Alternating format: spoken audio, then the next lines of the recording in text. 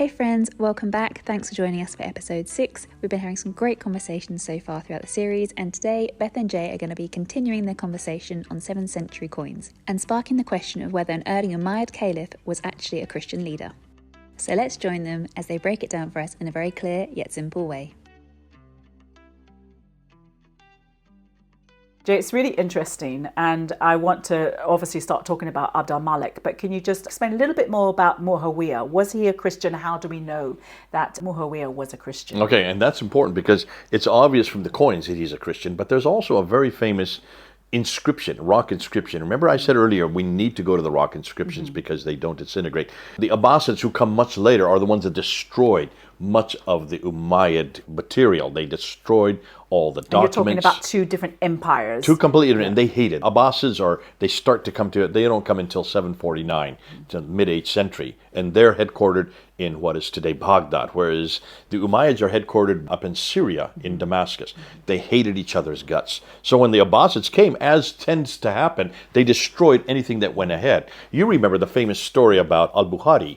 He is Abbasid who is to put down the sayings of Muhammad, and he was given 600,000 of these akhbars, these stories that came from the Umayyad period, and he shut down, destroyed, burned 98% of them, and only retained 7,397. And that's according to the That's Islamic according to their sources. Yeah. So he only retained 2%. So this is what happened. That's why we can't find anything in the Umayyad period. So that's why the coins are so important, because they couldn't destroy the coins. Now, one inscription that they had on a rock inscription was from a dam that he had built down in Taif, which is right down in the Hijaz area, and he put an inscription to commemorate the dam, and it's there today. You can read it. Okay. Interestingly, it's written, though it's in Arabic, it's written in the Greek script, showing that he's a Christian. Only Christians would write in Greek script. That already shows you there. And it's what about Arab speakers who would know multiple languages like today? People know multiple languages. But Arabic was not a script that was sophisticated enough to write in. That's why they used the Greek script. And of course, those who were in aristocracy like he would have been close to the seminaries, he would have known about the Greek, and he would have it written in that script. And what he writes is his name. There you can see Muawiyah, Abdullah, slave or messenger or servant of God. Allah is the generic name for God. The Jews used it, the Christians use it, the Zoroastrians use it, everybody uses it, just like we do God in English today. So Abdullah, the slave or messenger of God, servant of God, of the Mu'minin. That means head of the believers. Yes. So he's Muslims not only... will often point to that term, absolutely, believers, a lot in So what history. believers is he? Well, now, Muslims say he has to be a Muslim. No, look at the upper left-hand corner, and you'll see a cross there. Bingo. So it's obviously the believers he's head of. So you believe that Jesus died on a cross. Only Christians would have cross, because that's a symbol of Christianity. Yeah. So he's proving that he is the leader of the Christians. Now, could someone say, well, he's just making a political statement to bring about some sort of peace? Because sometimes people would respond, oh, they're just using the symbols to try to bring about peace. All right, then show me one symbol of Islam. Okay, there's bingo. None. Yeah. There's not one symbol of Islam for another 100 years yet. That's yet to come. And even the moon and the star was only introduced in the Ottoman period. So you can't even get away with that. There is nothing Islamic about anything that he is doing. He is absolutely a Christian, and not just any Christian. He's a Trinitarian Christian, but not his successor. Not Abd al-Malik. And Abd al-Malik, then you follow the coins again. And what have we always said, Beth? We always follow the evidence on the ground. Just follow the evidence. That's what you do in forensic testing. That's what you do in historical analysis. And certainly that's what you do in numismatics. Numismatics is the study of coins. Just follow the evidence, and the evidence shows you exactly what's happening. So after he dies in 680, so he's in power for 20 years as a good Christian. And just to remind people that actually by that point, according to the Islamic story, there should be whole Qurans, there should be a religion called Islam, there should be a people called Muslims, according to the Islamic traditional story. But what you're saying, there's nothing. Listen, and not only that, it should have been extending from over here in Spain Spain all the way to India, and from Turkey all the way to Yemen. By 711, certainly the invaders that went through North Africa and came into Spain, that was by 711. Okay, so that's coming in as we go into the Ummayyid later on. Yeah. But right there you can see, at least from Tripoli over to what we call Afghanistan today, and from Turkey down to Yemen, that would be under his jurisdiction. If that is the case, there should be all kinds of references in Libya and in Egypt. There should be references in Turkey, in Syria, in Jordan, in Iraq, all the way over to what is today Iran, down on the Oman in Yemen. Where is there any reference to anything, any inscription, any coin with Islamic symbolism? There seems to be an explosion around sort of the turn of the century, doesn't there, of the beginnings of something forming. Something is forming, but it's still not Islam. Yeah, interesting. It's an anti-Trinitarian attack against Byzantine monophysite Trinitarianism. Yes. So that's what's going on. And that's who they would have been interacting with as the raiders moved out and conquering different. Who? This is Abdul Malik, and who is he? He's a caliph. When a caliph does it, it's much bigger than when a bishop does it back in the 4th century. Remember, Arian was only a bishop. He was nothing more important than that. And that's why Athanasius was told to shut him down. This is a ruler who is a heretic. And not only that, he controls the biggest empire except for the Byzantine Empire. His is the second biggest empire of his day. So he is huge. He is enormous. That reminds us of the verse in Romans where the Lord says to pray for our leaders so that it will go well with you, with the idea that, if your rulers are completely rejecting the God of heaven and earth and taking on another ideology, that's when we begin to have troubles and that's problems. Exactly what's happening here. I mean, you couldn't have said it better. That's exactly what we're seeing happen. So this Trinitarian Christianity that has been around since the very beginning, since Christ died, it is now anti-Trinitarian. Let me just go back to that. Trinitarianism has begun from the book of Genesis chapter 1. And all the way through, you see there's God who's interacting. The God who stays in the heavens, the God who walks with us, the God who wrestles with Jacob. Oh, she hung me again.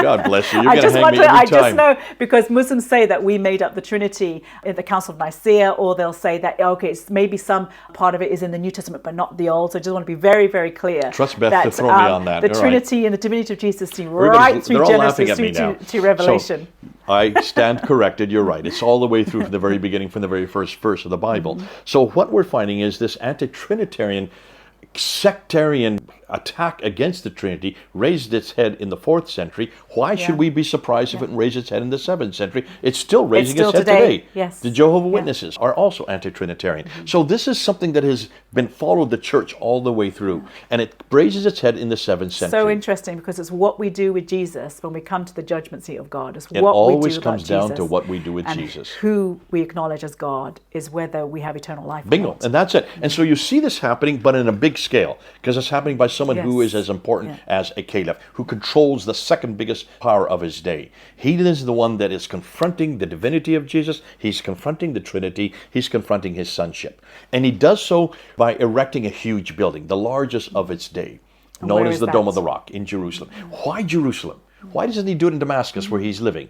Or Mecca, if he's a Muslim, Medina. why doesn't he do it in Mecca? Well, there's no Mecca. Here, there's no Muslim. So that we can throw out. But he certainly should have done it in Damascus, because that's where his political power is, and it's right next to Byzantine Christianity above him, just a few hundred miles. So certainly you have to ask the question and look and see where he builds this building. He builds it right where the Muhammad is going to come. The Muhammad, the Messiah, the praised one, the anointed one is going to return to Mount Moriah. The Jews are waiting for him to return to Mount Moriah. So are the Christians. That's why, fascinating, he takes and builds this building right on that mount. That's why it's still there today. Now, it's not the same building that we see today. In fact, there's a huge discussion, and I'm not going to get into right now, as to what was really the original building. What we do know is that that building has been destroyed and rebuilt 11 times. But in 691, he comes to power in 685. He puts this building there, builds it as a structure looking down on the Church of the Sepulchre, where all the Christians were coming for pilgrimage, and right there where the Jews come for pilgrimage. That's where the temple stood. That's where the Kaaba stood. Remember, the Kaaba means cube in Hebrew and in Arabic. And the Bible talks about the cube, the throne room of heaven. So where's the Kaaba today? Yeah, so it's all borrowed in from Judaic text. Bingo. It all comes from Judaism. Yeah. And so what is it? Not even Judaism, it's biblical. it comes from the Bible. Okay, but I mean the Kaaba itself and the circumambulation 7 times counterclockwise, that's straight from Judaism, and it's straight from the Battle of Jericho. So you can see why all of the symbolism, you put it up and just put it and follow it through. He had to put it right there, and that's why he built it as a polemic. Now, it's both a political polemic and a theological polemic. Yes, polemic means to confront. That's what the word means. It's to confront with words or with symbolism. In this case, it's very symbolic. So he's confronting Byzantine, his biggest competitor, and he puts it right where the Byzantines have to come to for their pilgrimage. And he sticks it looking down onto them, right where they're waiting for the Messiah to return.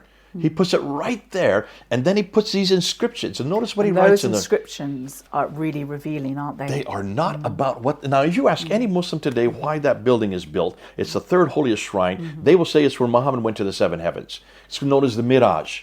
Show me one reference to the Miraj there. Show me one reference to anybody going to any heavens. Show me any reference of the Buraq, the winged horse that he flies from Mecca up to there and then goes to the 7 heavens. Show me any reference to that event anywhere in the Dome of the Rock. What are the references? What do they say? Well, they will say it's chapter 17, verse 1, where he went from the great mosque to the farthest mosque. The great mosque, Masjid al-Haram, to the farthest mosque, Masjid al-Aqsa. This is a detailed story within their traditions. Within their tradition, but I'm going to get to those traditions. These are much later. Yeah. Now, we're still in the 7th century. So tell me, what are there inscriptions on the Dome of the Rock? They are what there. Do they say? And they don't have any vowels. They just have consonantal text.